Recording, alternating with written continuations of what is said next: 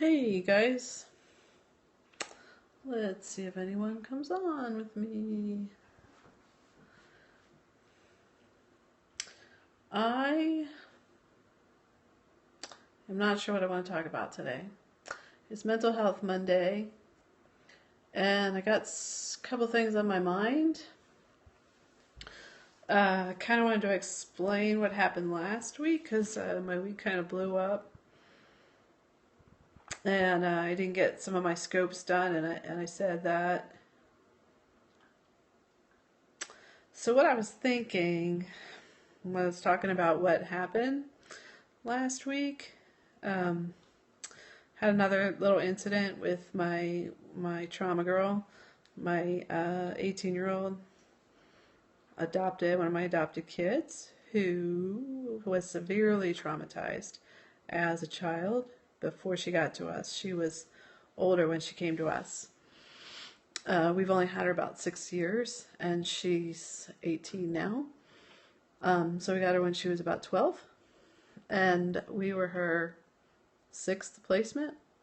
She was with her birth family, and then 2 orphanages, and then another adoptive family here in the States. She was born in India, and then a foster family, and then us. So she's been through the ringer. She's been through a lot of trauma. And hey, Kelly. So one of the things that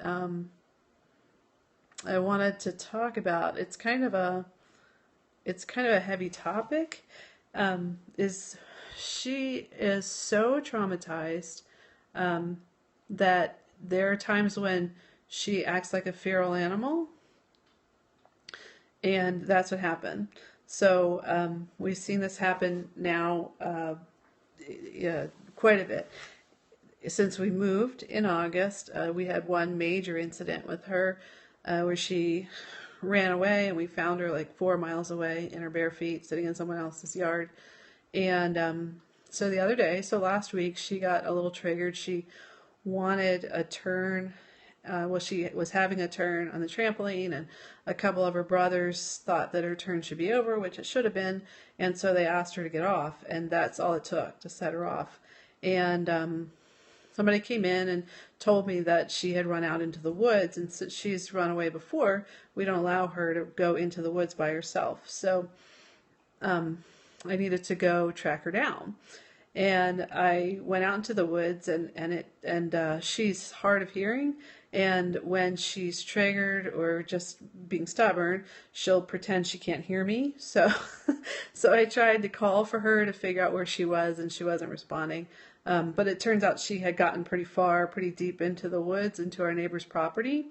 And when I found her, she was sitting at the base of a tree, and she was just clearly out of her mind. So earlier when she ran away, right after we moved here, we figured out that she was so triggered with her PTSD that she actually thought that she was back in India, and her first adoptive family was in Texas. So when she ran, she thought she was in India, and she thought she was walking to Texas. So she has low IQ also. So there's a little disconnect there in terms of the cognitive development. So we can't expect her to put a lot of things together. Like a distance like that wouldn't make sense to her anyway. But it particularly doesn't make sense to her when she's triggered, when she's set off. Okay, so when I found her the other day, last week, she was sitting against a tree pretty deep into the woods on my neighbor's property, and she was screaming very loudly. And she was talking about when she's triggered now with her PTSD, her attachment disorder manifests, and she takes it all out on her family. So what she was screaming was that we aren't her family, that she doesn't want to live with us, that she doesn't need us, that I'm not her mother, that we're all hateful people. It's not a fun thing to hear as a mom, to hear your kid screaming about all these things, especially since that day her siblings and I had had to go to the Social Security office for her, and what should have been a 5-minute task took, of course, over an hour. And I had all of her siblings with me, and these are the same siblings she's screaming about, didn't like her and were hateful people. So that's hard. Okay, but what I wanted to kind of hone in on in the scope was how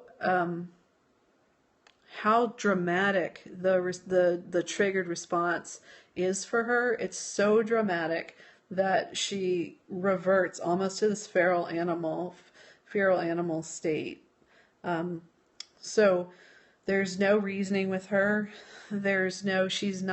She completely loses the ability to think clearly. She can't reason. She can't hear what she's saying. She can't understand what she's saying. A lot of times she doesn't remember what she's saying later on. So this is a pretty advanced level of PTSD that she's dealing with. And in order to get her out of the woods, I actually had to kind of treat her like an injured animal, like a wounded animal. I had to sort of entice her out of the woods. I had to walk ahead of her, and she followed behind me. She wanted to come. She wanted to feel safe, but she just couldn't feel safe. So I couldn't look at her because that would have been threatening. It's just like dealing with a traumatized animal. It's incredibly sad.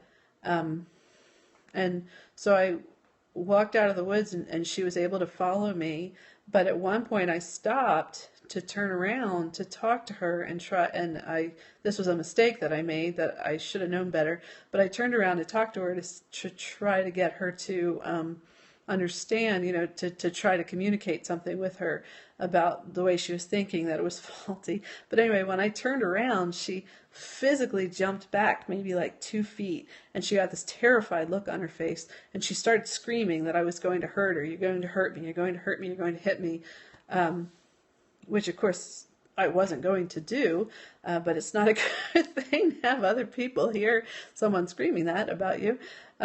So I immediately turned back around, and I continued to walk forward. But because that response was so striking, she was so triggered that, her first response, just like a wounded animal, was to recoil back, even from the person who's trying to be there and trying to get her to a safe place. And then when we got home and I finally got her, she went up to her room, and I hear stuff flying across the room. She's really angry. But what she was doing was she was making a nest for herself in her closet, and then she went and sat in her closet and sort of sequestered herself in there. That's her safe place when she's super triggered. So again, this sort of animal-like nesting behavior, and then she will stay in there until she feels comfortable and until she feels safe. And sometimes I'm able to sit in the closet with her and talk with her and spend time with her until she feels safe. Other times she doesn't want to hear anything from me. Maybe her dad can talk to her or somebody else, but sometimes she just needs time by herself. So I'm not really sure where I'm going with this one, except that it's just kind of yet another trauma response that's just really striking. Again, something that nobody ever talks about. You just don't hear people talking about this. But if you know somebody or you're dealing with really severe PTSD, this may be something that you experience. When it's incredibly hard. And if somebody is triggered, if you can think about them in terms of, it's sometimes helpful to think about them in terms of like an injured animal, because that's a little easier to understand. It's not as offensive to you. The PTSD anger can be so angry and so frustrating. I wrote a blog post on that. If anybody wants to read that blog post, but the PTSD anger can be so terrifying and frustrating and infuriating in itself that it's all being taken out on you.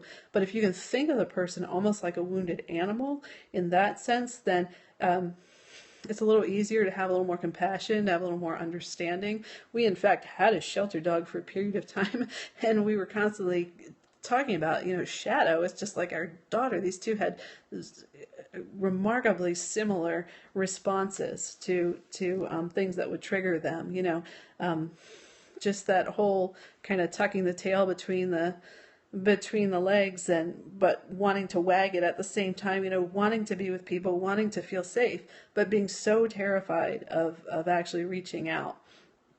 And so when you're dealing with traumatized kids, or you're dealing with traumatized adults, people who are severely traumatized like that, I guess maybe that's where I'm going, is that it's actually sort of helpful to think about them in terms of having an animal-like response. And in fact, if you look physiologically, it's what's happening. Everything's coming out of the limbic system. So when they're that triggered, everything is down to its basic fight or flight mode, right? Which is kind of an animal mode. The animals don't have the higher level of reasoning, and neither do humans when they're dealing with trauma, when they're triggered, and when they're in that fight or flight mode. So it's not just a good analogy, it's an accurate analogy, because the same areas of the brain are being affected. In fact, sometimes that's called the primitive brain, the limbic system, this part down here in the back of the brain that affects that causes that fight or flight mode to kick in. And it's both, what's happening there is both fight and flight. So it's like the brain, the body at war with itself. You want to fight it. And there's, with all the language that she was using, to use my daughter as an example of that we're hateful people, that she doesn't want to be with us, that's that fight mode. And then the flight she had physically fled and was really struggling to come back, but she'd also mentally fled. So dissociation is a flight. Mental dissociation is a flight response, where you disconnect from your brain, from your reasoning. And some people who dissociate say they can actually sort of watch themselves from outside. It's like they're looking at themselves from the outside in. They're watching themselves. Some people talk about dissociation as being something that's like just kind of, they're just sort of out here, a little bit in front of them, or there's somebody next to them in their ear talking or looking at them. So that's a flight. That's part of the flight mode, because it's not a physical flight, it's a mental flight. There it is. I don't know how many people deal with that level of trauma. But when you are dealing with that level of trauma, just it can be useful to look at that as an injured animal, as a feral animal, who just needs their very basic needs met, who needs to feel safe, first and foremost, and try to meet that need before any other need. All right, I guess that's where I'm going with that. Tomorrow I'm going to, for Tip Tuesday, I'm going to talk about some goofball muscle testing, which whenever I describe it to people, they think I'm a little nuts. So I'm going to video it so that everybody can see it. Wednesday, I'm going to talk about the essential oil blend Inner Child. And Thursday, I'm going to talk about one of my favorite emotional balancing books. And we're going to talk about creating events, and the ULA Challenge. ULA Challenge starts on Saturday. For anybody who wants to join us, join the Facebook group Come ULA with Mary. Get one of your Infused 7 oils, your ULA oils, and join us for the ULA Challenge. If you want to see the blog post that I mentioned here, you can find me on my blog at marykalbach.wordpress.com, and like my business page, Mary Kalbach Emergent Hippie. All right, on Facebook. I'll see you tomorrow, folks.